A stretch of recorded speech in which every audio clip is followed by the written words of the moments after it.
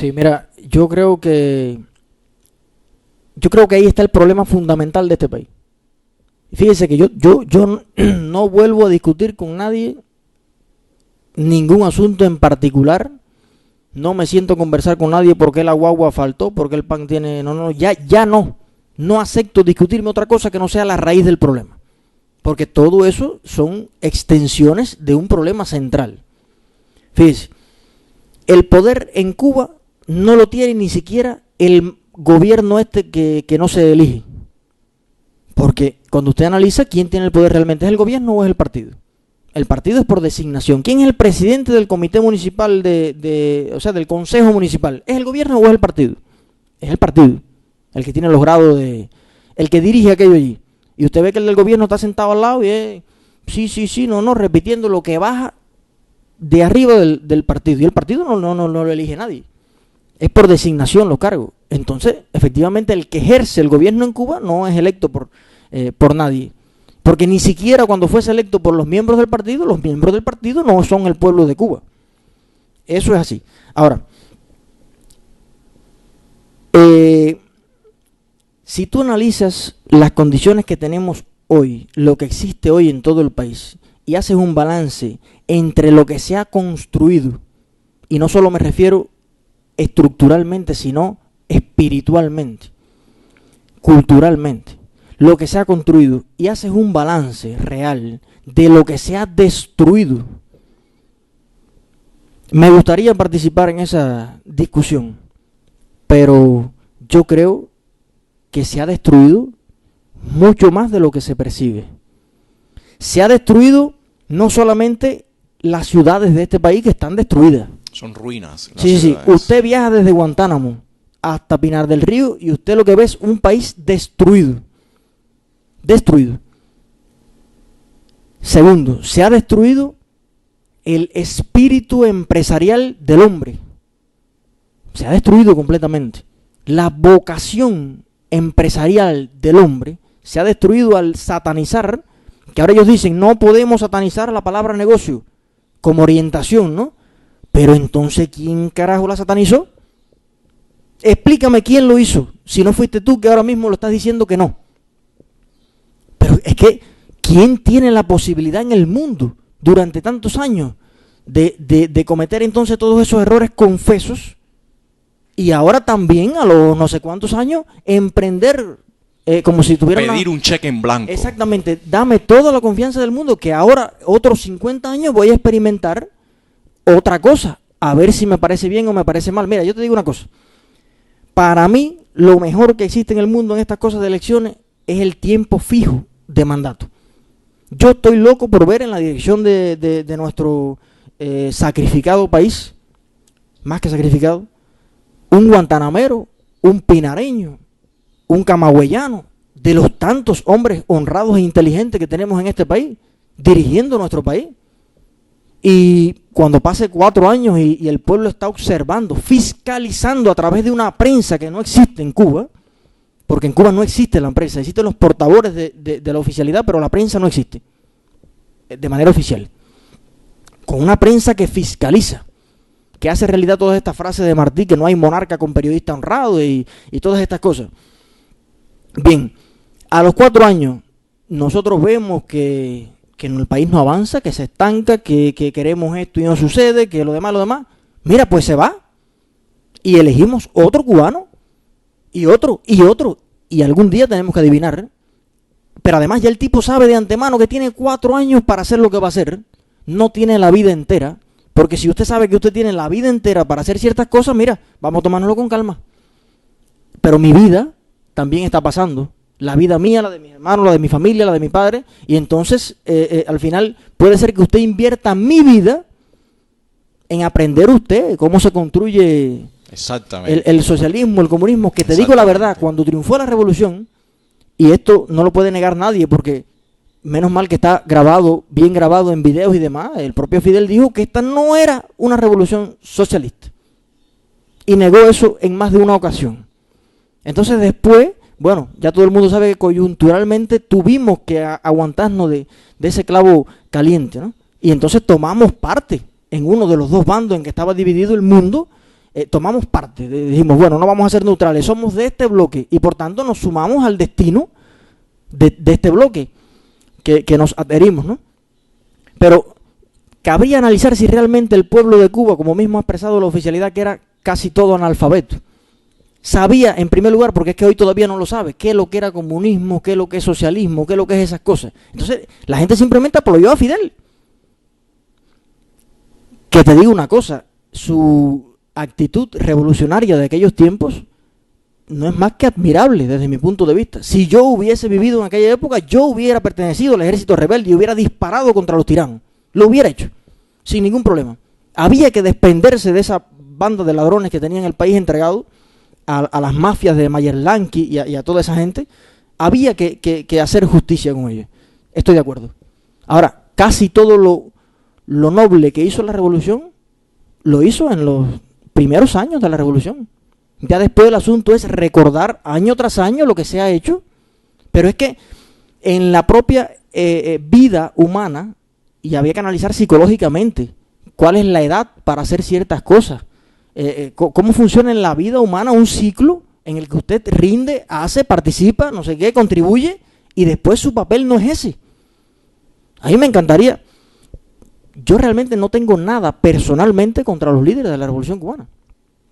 Yo no soy de las personas que quisiera ver en Cuba lo que pasó en Libia.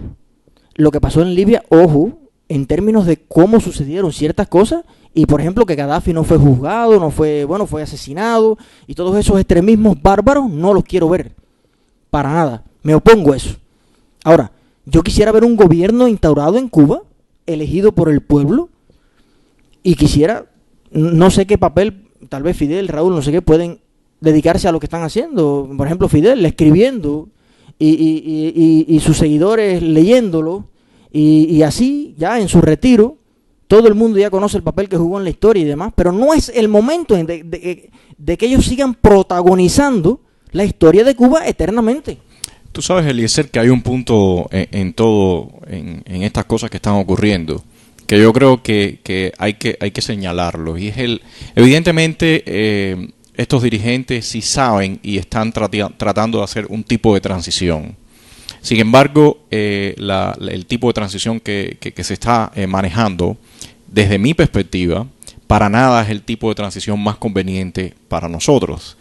Cuando revisamos la historia de América Latina, donde te encuentras a monopolios que controlan tanto el poder político como el poder económico, y vemos al final cuál ha sido el resultado de ese tipo de manejo en los países. Vemos cosas, hace unos encuentros atrás hablábamos con el historiador Manuel Cuesta Morúa sobre ese punto. Podemos entender por qué se llega a situaciones de total ingobernabilidad, y podemos entender de dónde salen las mafias, de dónde sale el tráfico humano, de dónde salen los carteles de la droga, los altos niveles de corrupción. Evidentemente en Cuba ha existido un férreo control sobre la sociedad civil, y muchos puntos que podemos analizar. Sin embargo, mafias en la calle secuestrando personas no tenemos. No tenemos carteles de la droga moviéndose, aunque sí hay mucha droga en la calle, y eso es importante mencionarlo. Hay droga en la calle, hay grupos que manejan todas estas muchachas con la de prostitución también. Pero bueno, lo que me refería es que no hay un crimen organizado establecido. Sin embargo, con una situación social tan deteriorada como la que tenemos, si tú insistes en un tipo de transición como el que se está haciendo, donde le vas a dar todo el poder a ciertos grupos y donde lo que vas a exigir son lealtades y vas a premiar esas lealtades por encima de un actuar sincero, honrado, franco. Si ese es el tipo de transformaciones que tú estás planteando, evidentemente sabemos cuál va a ser el final. Y yo creo que hay que ser muy responsable, por usar un adjetivo bastante suave, para después de estar 52 años, después ver un resultado que nadie puede convencernos de que es un resultado positivo. Cuando uno sale, y como tú decías, vemos lo que ha pasado en todo el país. Después de todo eso, todavía insistir en dejar a amigos, en dejar a familiares a cargo del país para que empiecen a echar adelante un proyecto que está funcionando bajo estas lealtades y este clientelismo. Yo creo que definitivamente eso, diciéndolo en buen cubano, es no tener gandinga. No, yo creo que hay un momento en donde las personas tienen que decir, bueno, ¿qué vamos a hacer? ¿Qué vamos a hacer? Vamos a tratar de establecer algún tipo de diálogo dentro de la sociedad y vamos a tratar de hacer un cambio que represente un futuro para los cubanos, ¿no? Por supuesto, mira, yo estoy temeroso realmente de ese futuro. En primer lugar, porque nada hace pensar que en Cuba no exista, dadas ciertas condiciones, una guerra. Fíjate, yo temo mucho de eso. En primer lugar, porque ahorita hablábamos del exceso de personas. Yo creo que Cuba tiene ejércitos más grandes que países que Cuba cabe 1000 veces dentro de ellos. Pero las armas que dicen que se las dieron al pueblo, realmente se las quitaron al pueblo y las tienen las Fuerzas Armadas y todas sus instituciones. Bien, estas Fuerzas Armadas, al contrario de cualquier país medianamente decente por ahí, no juran lealtad ni a la Constitución, ni a las leyes, ni a nada, digamos, con un carácter democrático y de estabilidad. No. Ellos, su lealtad está dada a personas, a él y al otro, no, o sea, a Fidel y a Raúl.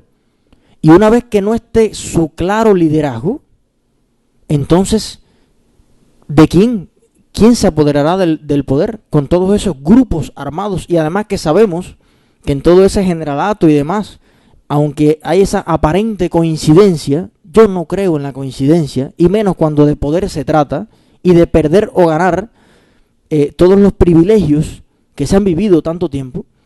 Entonces, cualquier cosa puede pasar. El pueblo no está armado, gracias a Dios. O sea, para mí me moriría de tristeza de ver a un cubano muerto a manos de otro, de cualquier forma de violencia que exista por un fenómeno político en Cuba. No lo quisiera ver. Pero ellos tienen la responsabilidad, porque te digo una cosa, no le deseo a nadie ningún tipo de mal, ¿no? Ojalá duren 200 años ahí en su casa tranquilo, con toda la seguridad que llevan y demás. Pero cualquiera se puede morir de hoy para mañana, cualquiera.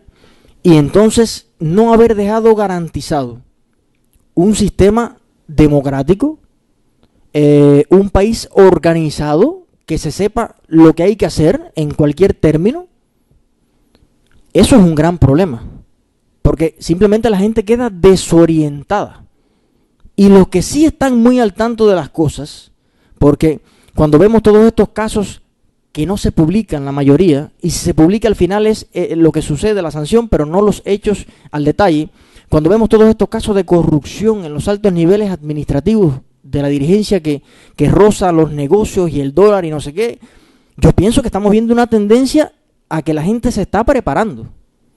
Los que tienen acceso al dinero están tratando de sacar su porción y asegurarse para un futuro, para su familia, para ellos. O sea, un escape. Es lo que desde mi humilde y modesta percepción yo veo. Y entonces, esta tendencia es muy peligrosa. Y es posible que todas esas personas que ocupan hoy esas posiciones sean mañana los magnates precisamente de esas propias empresas que ellos administran, que por derecho propio entonces se los adjudiquen, ¿no? Porque yo creo que este es el país del mundo donde menos influencia y poder tiene las masas, el pueblo real, de decisión político-administrativa a cualquier nivel. Nosotros somos personas que nos enteramos de lo que nos comunican, pero no participamos en ninguna forma. No creo ni siquiera que la Asamblea Nacional participe, porque habría que ver constitucionalmente, por ejemplo, el señor Alarcón, qué poder tiene por la Constitución, y habría que ver realmente cuál es el poder que tiene. Hace unos días estaba leyendo una noticia sobre un campo de golf que están abriendo en la playa Guardalavaca, ¿no? Y pensaba en lo que me comentabas, ¿no? A los cubanos se les ha dado la posibilidad de traficar sus miserias.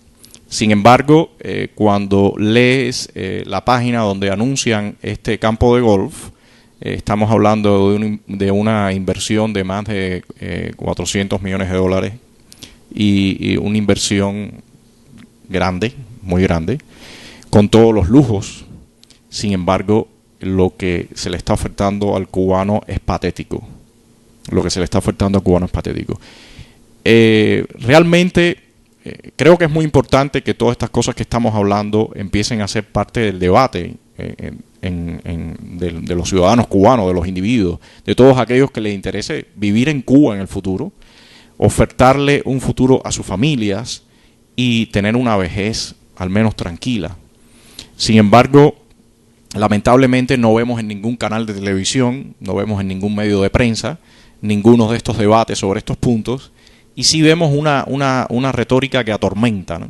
Una retórica que atormenta, hablando supuestamente de los grandes éxitos en el noticiero, o de problemitas, como tú decías ahorita, porque el pan no se produce bien, o sea, esa sección que ha salido... Unos plátanos, unos tomates. Exacto. Que se fueron en una cooperativa y no lo Exacto. recogieron. Eso es lo más osado que el periodismo hace, porque es un periodismo... En Cuba el periodismo político oficial no existe.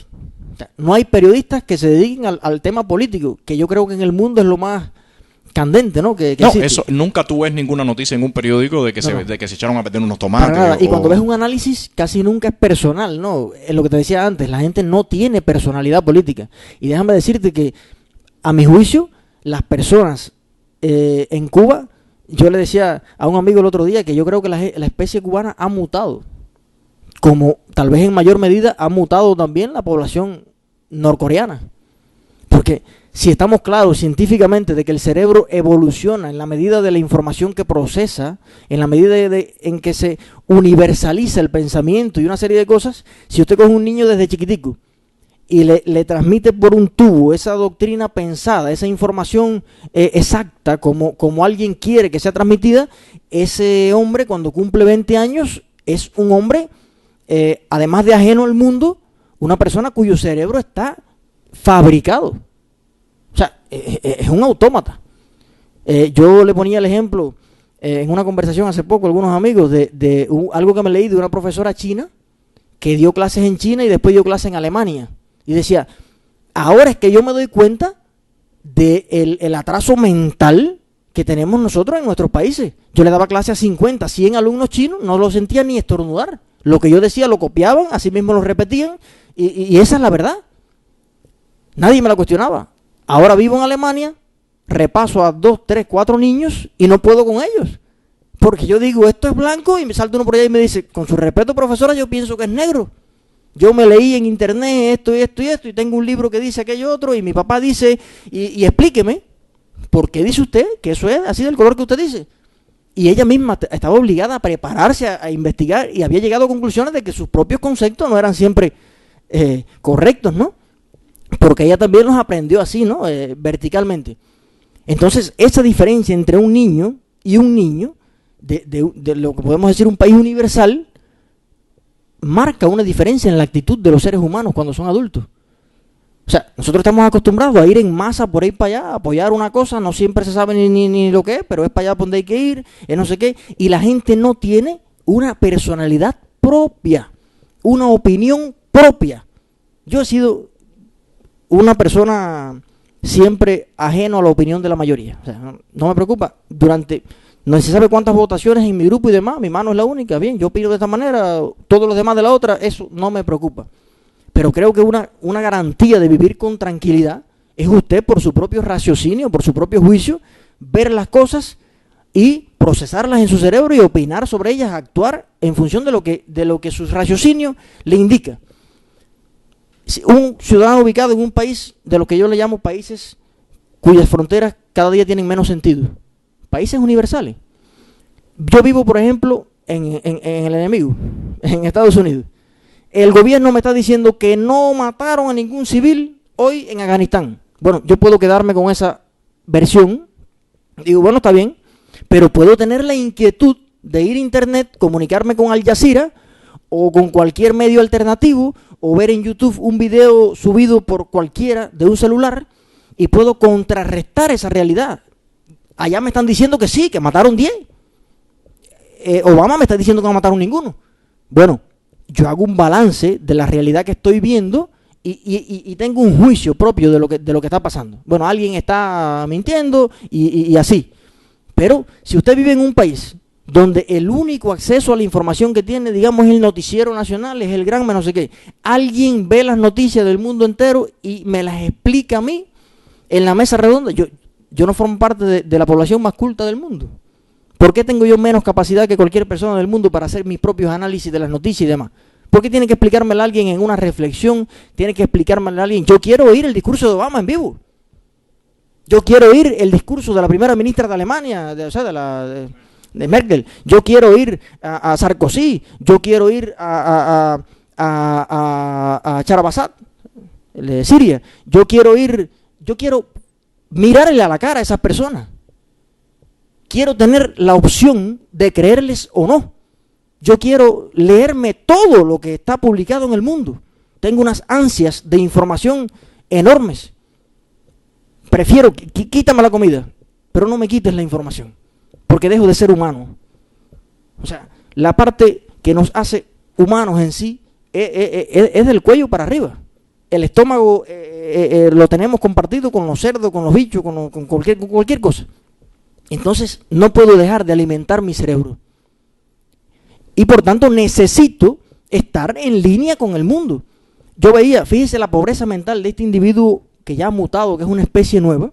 Yo veía una entrevista hace poco, un periodista español le dijo a una abogada de La Habana, señora, usted, ¿qué pasa en Cuba? Que no se accede al internet, dice, ¿quién le dijo a usted que yo para hacer mi trabajo necesito de internet? Obviamente, es una respuesta de rechazo a algo que está diciéndole un periodista español, enemigo de facto, ¿no? Y entonces, calcule usted la pobreza mental de esa persona. ¿Quién puede ejercer hoy en día un trabajo profesional? Posiblemente ni un zapatero pueda dignamente competir en el mundo si no tiene internet. ¿Qué es lo que es internet? Internet es un instrumento de liberación. Como decía este señor muy categorizado en internet, que leí una entrevista hace poco, internet es hoy en día el idioma universal. Somos analfabetos si no... Es un fenómeno increíble que en Cuba haya un desarrollo tecnológico en la UCI donde se hace software y esto y lo otro, no sé qué, y que no sirva para nada para alfabetizar al pueblo de Cuba en términos de informática, que no es abre y cierra carpeta, ni conecta el guau ese para jugar, no, eso es bobería. Los conceptos universalmente conocidos de lo que son las redes sociales, de lo que es el intercambio cultural, el intercambio de información, de lo que influye la comunicación entre los seres humanos, en la paz, en crear, yo diría, un pensamiento mundial tan necesario que hace falta para que el mundo completo libre las batallas tan grandes que tiene, medioambientales, sociopolíticas, de todo tipo. Entonces, negar la urgencia y la fuerza vital que tienen esos medios hoy en día es simplemente ser un ser humano mutilado mentalmente. La mutilación, tengo entendido que es cuando un individuo por alguna cosa carece de un brazo, una pierna, algo que le impide la movilidad o desempeñar su trabajo correctamente. Bueno, si usted ha sido privado del desarrollo universal de su pensamiento, usted está mutilado. Es una mutilación en masa lo que puede generar una educación, una doctrina lineal como la que nosotros y algún otro experimento del mundo maneja. Y por tanto es tan difícil usted ahora hablar del cambio de mentalidad, del cambio. No, usted no puede quitarse un cerebro y ponerse otro. No, el que tenemos es el que usted me formó. Eso es imposible si tú no permites lo primero que tú decías, ¿no? Que primero que el ser humano y el individuo se exprese, que pueda tener la capacidad de expresarse. Segundo, que tenga información para poderse expresar, porque para poder expresar y tener un criterio tú tienes que tener información. Bueno, Eliezer, para cerrar, quisiera dar alguna conclusión a las personas, a los amigos que nos van a ver. Bueno, es indiscutible que en este tipo de espacios que logra superar las expectativas de cualquier otro espacio que tengamos a la mano, aún así nos quedamos cortos en las cosas que uno rápido así puede improvisar, una conversación informal como esta, ¿no? Quisiera, por último, referirme a algunas leyes muy concretas de esto de la vivienda, del traspaso de los carros, que me parece ridículo, es la palabra, cómo se han manejado estos temas, y también me parece penosa la actitud de algunas personas que han participado supuestamente para preguntar sobre estos temas allí, en estas reuniones, y no han partido de la realidad que enfrenta hoy el pueblo de Cuba. Estamos hablando de la venta entre propietarios. La mayoría, posiblemente, de las casas y de los carros en este país que no tenían traspaso no están en manos de sus dueños. No lo están. Están en manos del dueño número 10, 15, 20, 14.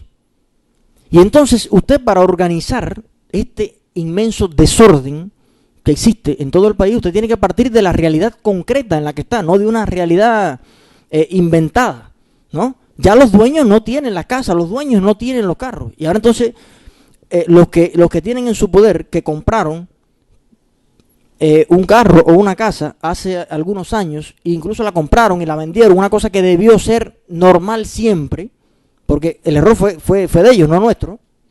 Nosotros lo sufrimos, simplemente.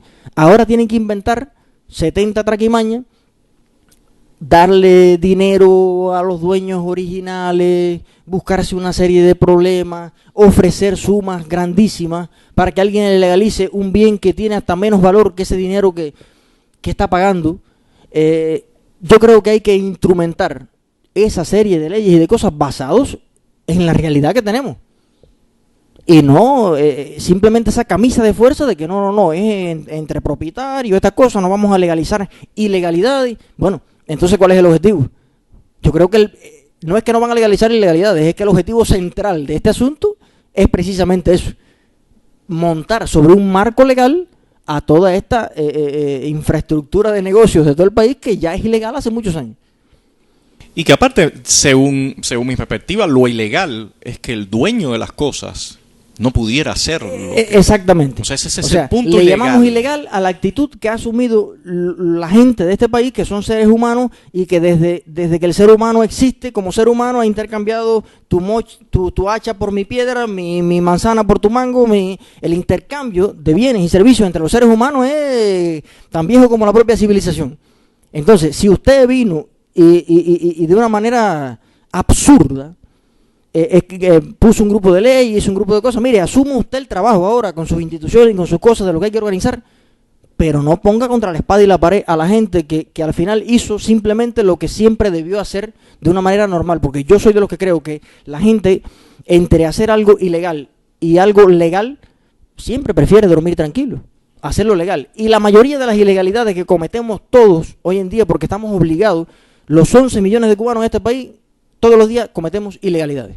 Ilegalidades entre comillas, que serían legales en cualquier parte del mundo. Entonces, organícese usted, defínase usted, critíquese usted, asuma usted la responsabilidad y haga de una vez lo que hay que hacer. Y si no puede, quítese.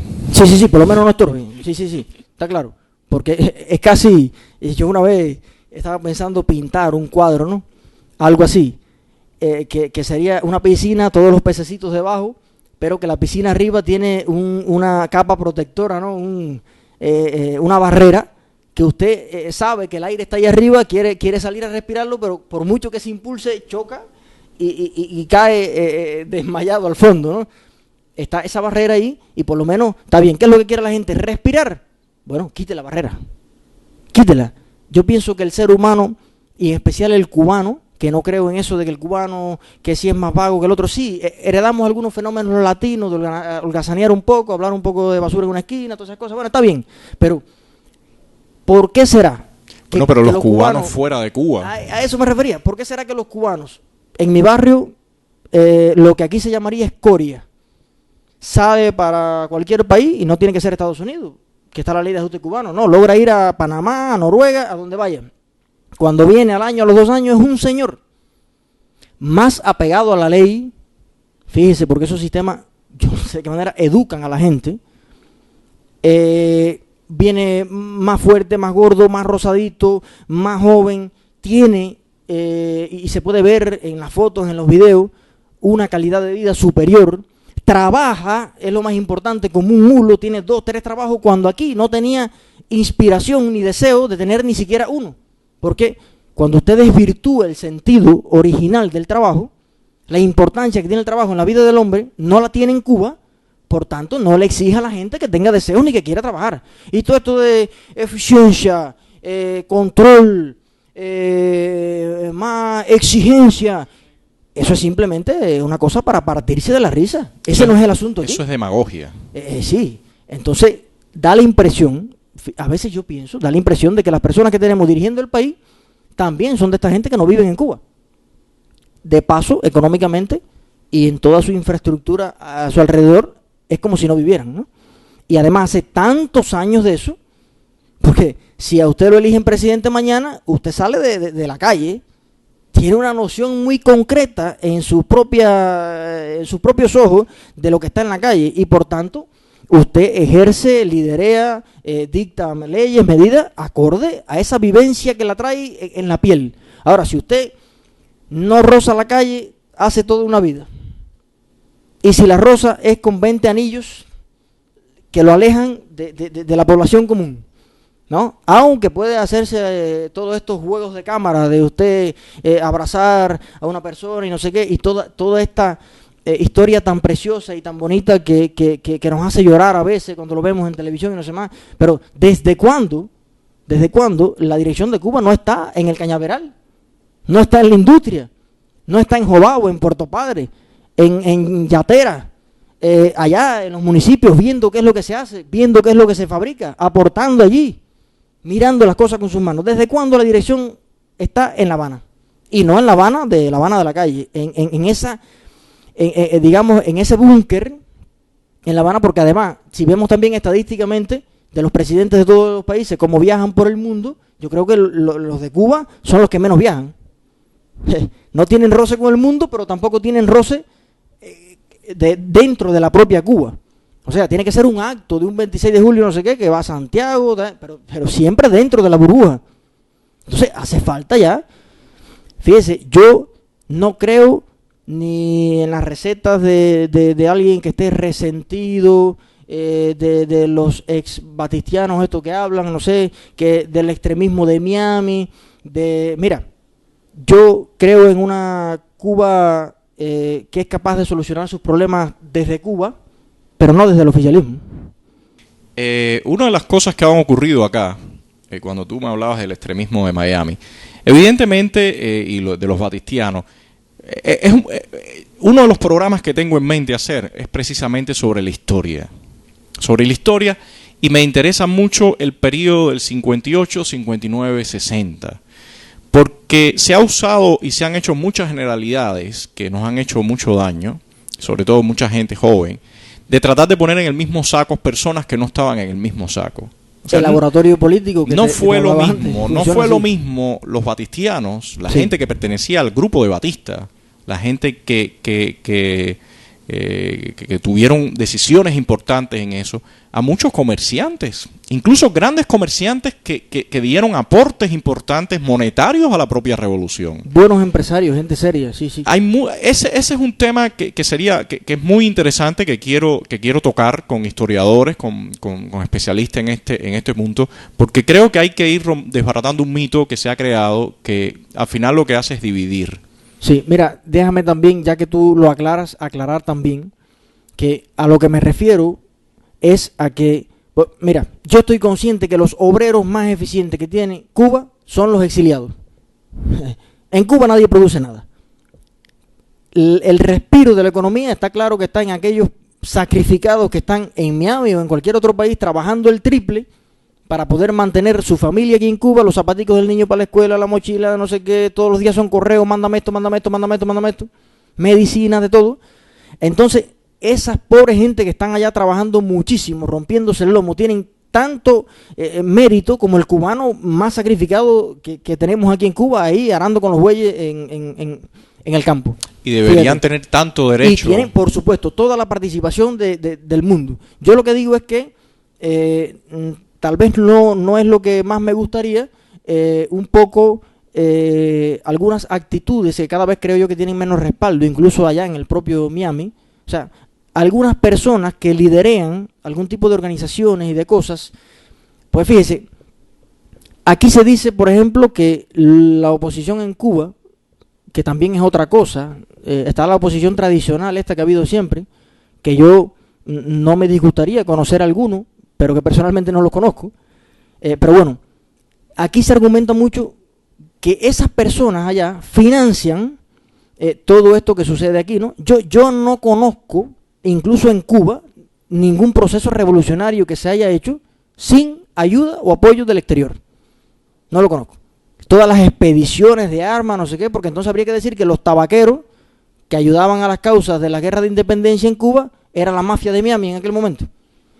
O sea, habría que ver lo que es terrorismo, por ejemplo, porque yo te digo una cosa, yo mañana me entero de que un enviado de Posada Carriles viene a poner aquí una bomba en una escuela, viene a volar un avión. Mira, yo posiblemente, si hubiese tenido en mis manos la decisión de dispararle o no a Posada Carriles, habría que ver.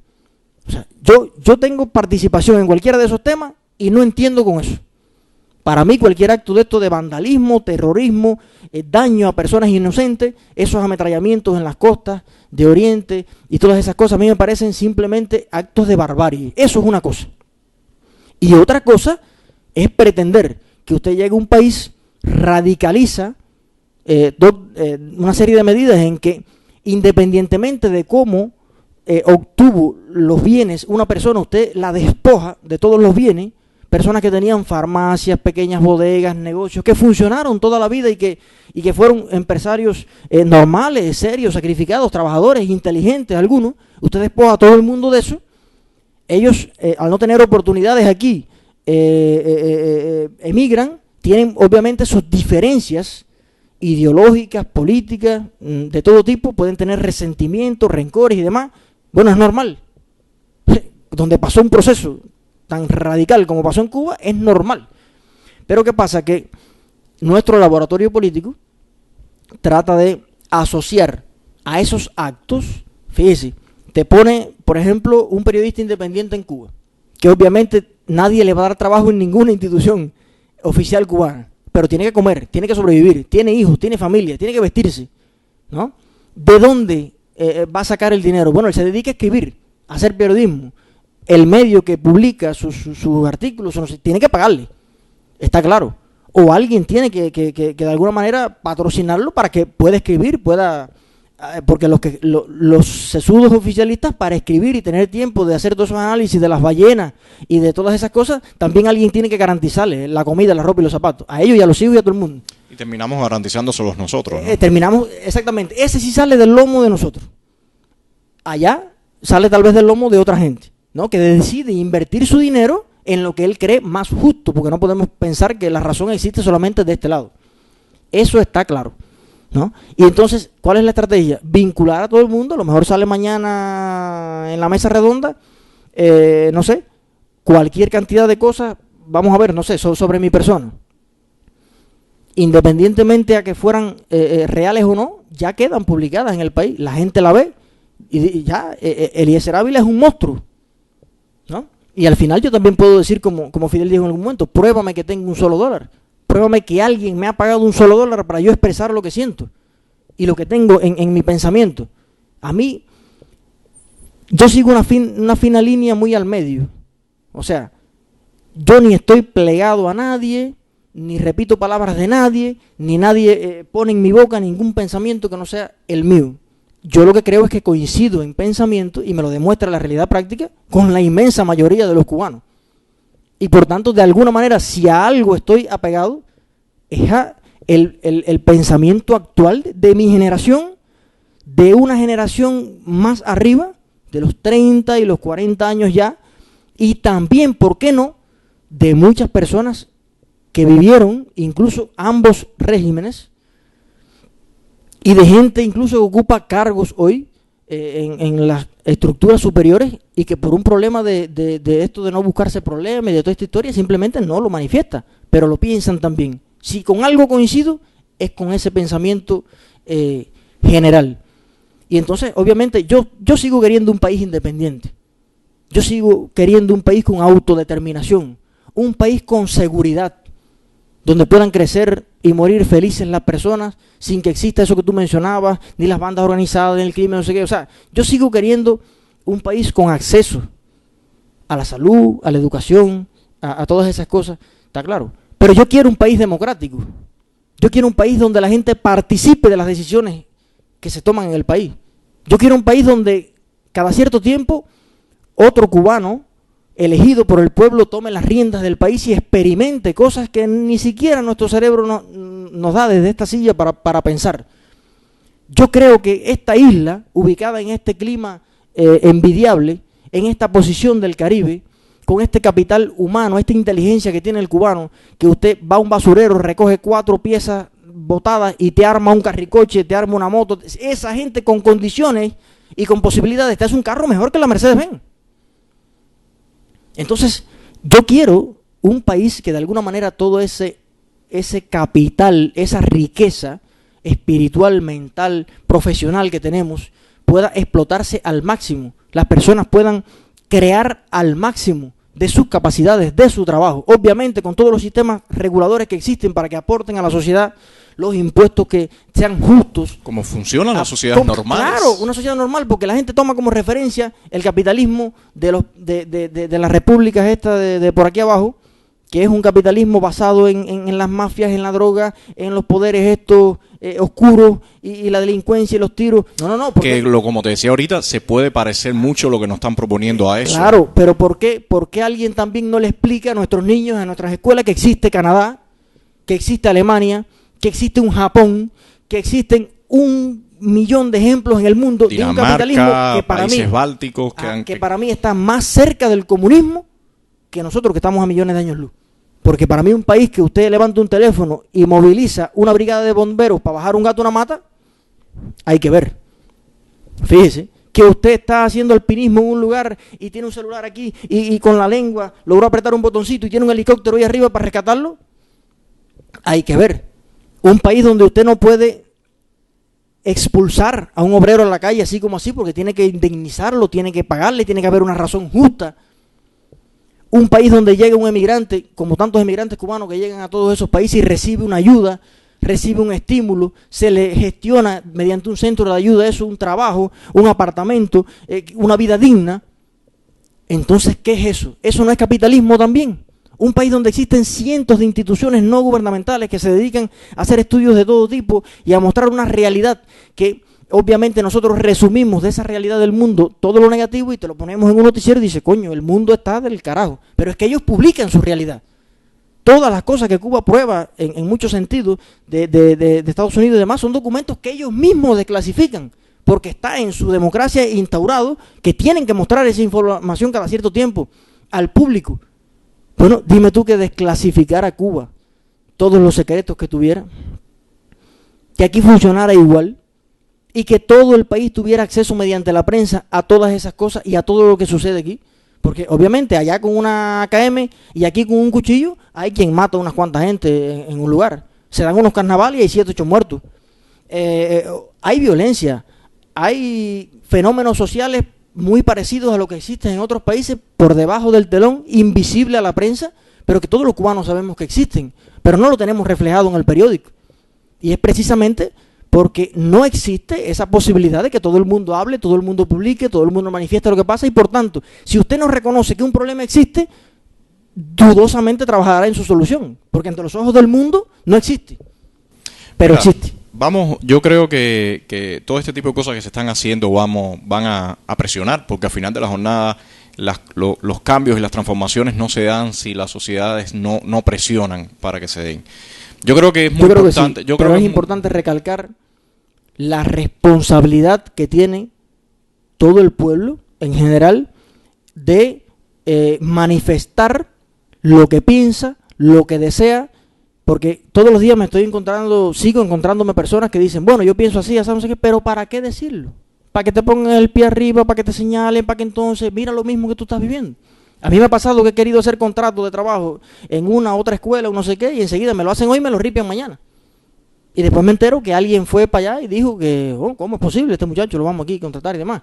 Uno siempre tiene consecuencias ¿ya? Pero hay que sacrificar No, pero por como el bien tú mayor. decías, ahorita, lo que yo pasa. creo que hay una coincidencia en muchas personas. Quizás tú estás en Puerto Padre, en La Habana, la dinámica se está moviendo distinta. Allá todavía mucho menos, por la información, por los medios. Si aquí en La Habana es difícil entenderse, reunirse, comunicarse, no sé qué, bueno, y en Oriente yo digo que es territorio virgen, porque allá este pensamiento social, esta dinámica, simplemente, tal vez en algunas cabeceras fundamentales, en algunas ciudades existe, distorsionado, desmoralizado por el propio sistema y demás, muy desestructurado, y por tanto el flujo de información no pasa de una conversación informal en un parque, dos personas, y al final no decide nada. Pero mira, yo honestamente te digo una cosa, en la experiencia que hemos tenido en el trabajo que estamos haciendo, cuando nosotros empezamos venían pocas personas, asistían pocas personas. Ya eso ha ido cambiando totalmente, ya vienen muchas más personas, ya hay mucha más difusión, no solamente en nuestro proyecto, sino en otros muchos proyectos. Hay proyectos artísticos, proyectos que tienen que ver con más difusión, con cuestiones de divulgar informaciones. Yo honestamente sí creo que estamos viviendo en un periodo de cambio en nuestro país. Y yo sí creo que la sociedad civil está creciendo bastante, y yo sí creo que vale mucho la pena seguir insistiendo en que tú expreses lo que tú quieras, en que todo el mundo quiera tratar de llevar adelante un proyecto, lo trate de hacer, y evidentemente eso llega un momento que no se puede detener. Yo creo que ya la sociedad cubana está empujando en una dirección que Sí. va a ser difícil a las personas de normalmente detener. tú le puedes dar cosas, pero es difícil quitarle cosas. Y entonces, debido a toda esta presión, porque no creo que haya sido por la buena voluntad de nadie, sino porque a veces su supervivencia en el poder depende, como dicen ellos mismos, un problema de seguridad nacional, es un problema, yo pienso, de supervivencia.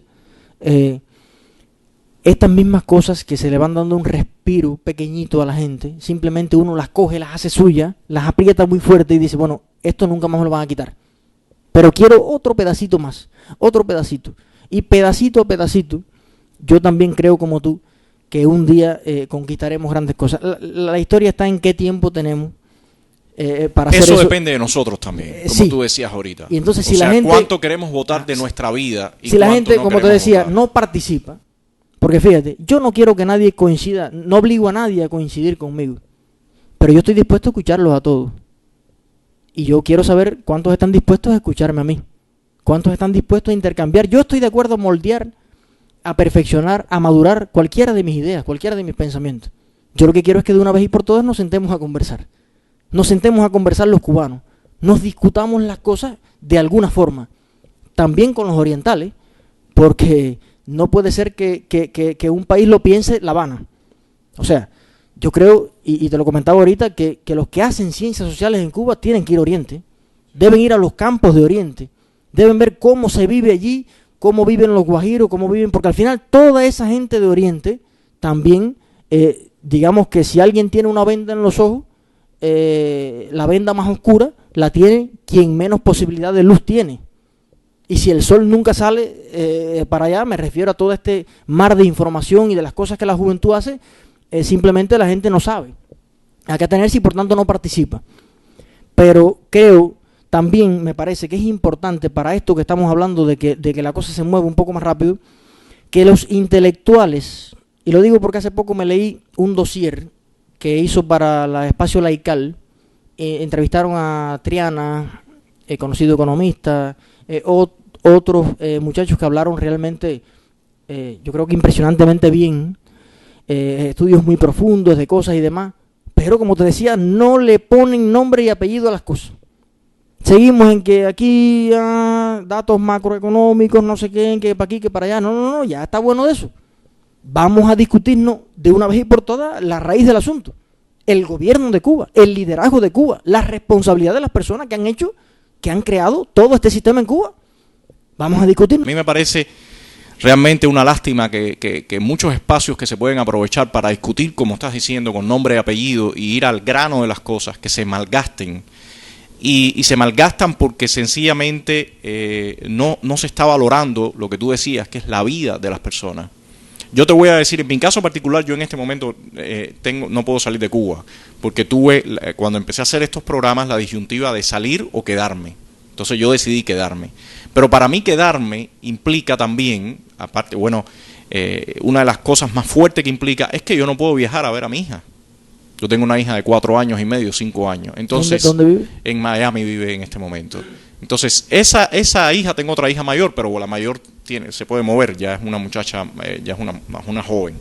Pero la más chiquita necesita que yo la vaya a ver. Entonces, ¿qué ser humano tiene el derecho de disponer que yo pueda ver a mi hija? Es un chantaje emocional. Exactamente. Y ni estoy de acuerdo en que a Ramón, René y demás se le prohíba ver a su familia, a otros. Creo que en eso han habido avances, ya se han entrevistado, no sé qué. Y por supuesto, extrapolo eso a todo ser humano en el mundo. Yo creo que ningún gobierno puede chantajear emocionalmente a una persona, ni por ideología, ni por discriminación de ningún tipo, de su contacto con la familia, de las cosas que influyen en la felicidad natural del hombre. Eso es chantaje y es una dictadura de Estado. Es bajo hacer eso. Yo creo que ya es tiempo suficiente. Ya es tiempo para, como decías, las cosas llamarlas por su nombre hace rato. O sea, el tiempo es hace 20 años, 30 años. Los malabarismos esos ya deben terminar y las cosas se deben llamar por su nombre. Sí, fíjate qué curioso. Y que nadie, déjame terminarte esta idea, que nadie venga a convencerme de que la prudencia debe ser tolerar un chantaje o debe ser tolerar que alguien aplaste mis derechos como ser humano. O sea, eso no es prudencia. Prudencia quizás es si nos sentamos a discutir un tema y que tú me digas, mira, este proceso vamos a hacerlo en vez de en 5 días, vamos a hacerlo en 10, pero vamos a hacerlo. Y que las cosas se llamen por su nombre y se hablen con claridad. Y no seguir dilatando algo que sencillamente está afectando a todo un país y está beneficiando solamente a un muy, muy pequeño grupo. Mira lo que pasa. Si tú ves un programa humorístico o vas a un show humorístico, el humor siempre ha sido expresión popular de lo que pasa en la sociedad.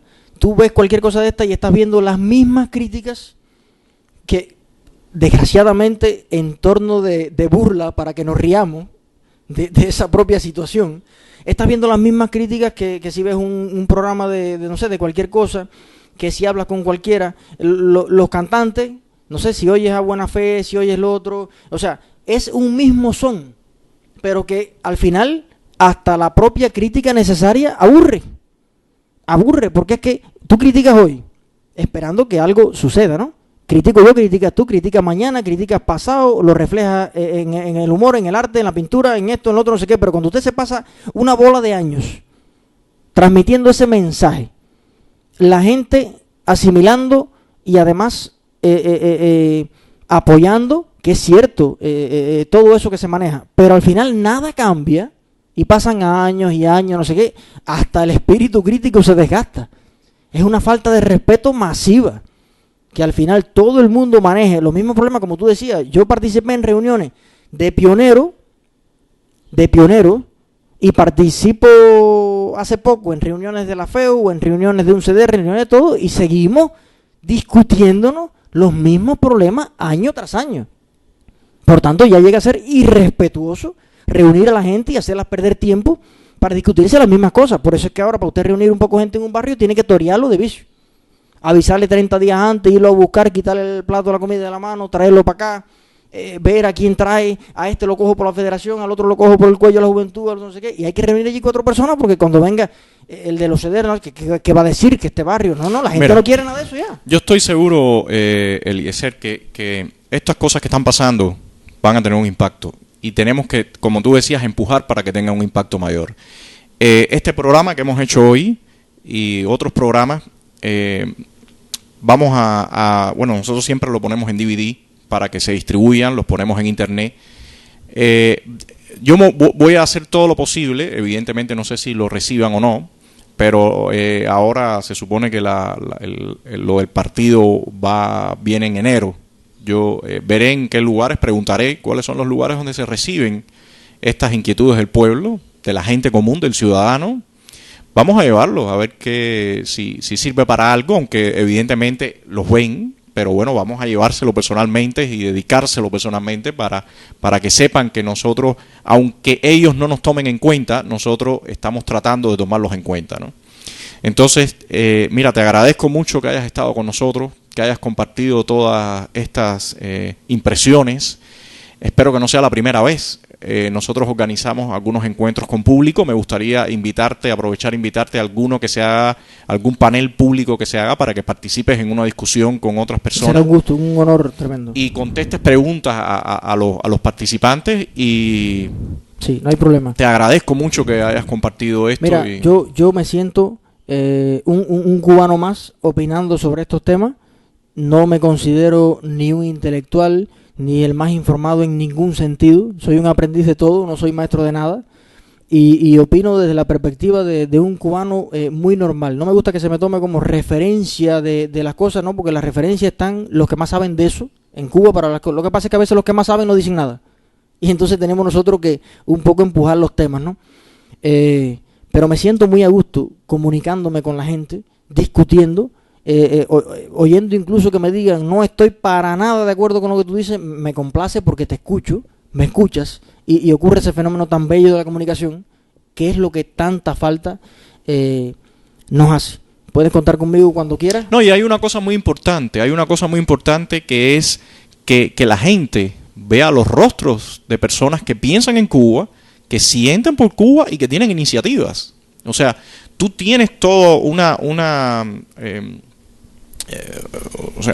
algo en ti te empuja a tener un liderazgo, a tratar de comunicarte. Bueno, pues tú tienes que tener espacios para tratar de hacerlo. Yo te voy a confesar que este tiempo que he estado en Puerto Padre, buena parte del tiempo he estado, hasta mi novia lo nota, ¿no? Estás pensativo, estás de mal humor, ¿qué te pasa? Y es que no soporto perder el tiempo. Si yo me pongo a hacer determinada cosa, una actividad ahí muy micro, siento que Cuba está pasando y yo no estoy, no participo. Y entonces, realmente lo que más me complace, lo que más me llena de alegría, es participar de este proceso. O sea, como uno más, pero estar ahí. Y entonces, a veces aislado, sin correo, sin internet, sin nada, pues uno se siente simplemente inútil. Es la palabra. Pues yo te recomiendo, desde mi humilde visión también, que la vocación que uno tiene que desarrollarla. Si no, uno termina frustrado. Y eso es malo. O sea, que tú termines y llegues a 60 o 70 años y a esa altura de tu vida digas entonces, coño, ¿por qué no hice tal cosa, no? Ya yo tengo la frustración de no haber sido médico por una mala orientación vocacional. Y no quiero tener la frustración, como tú dices, de morirme sin haber tal vez jugado el papel que me toca jugar y con la responsabilidad que implique jugar ese papel en este momento, en esta sociedad. Lo que más me interesa en este momento, lo que más quisiera dedicarle tiempo, es el fenómeno social que está ocurriendo en Cuba, el fenómeno político que está ocurriendo en Cuba, y voy a hacer todo lo posible por estar presente en él. Bueno, yo te agradezco mucho que hayas estado con nosotros y gracias. Gracias a ti. Gracias.